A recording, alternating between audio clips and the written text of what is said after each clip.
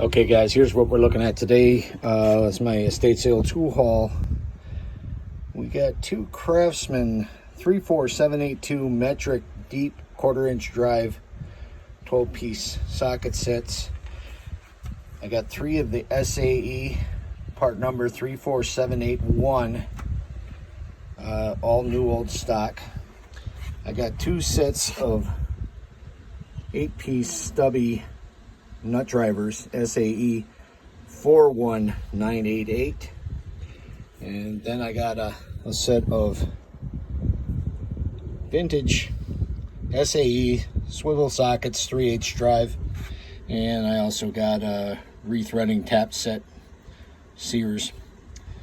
And then besides the tools, I picked up these Ford F100 vintage emblems. Still got the studs on the back, and what's the part number on that? We can see. Looks like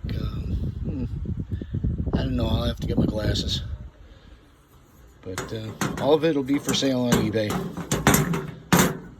within a couple days. Thanks for watching, guys.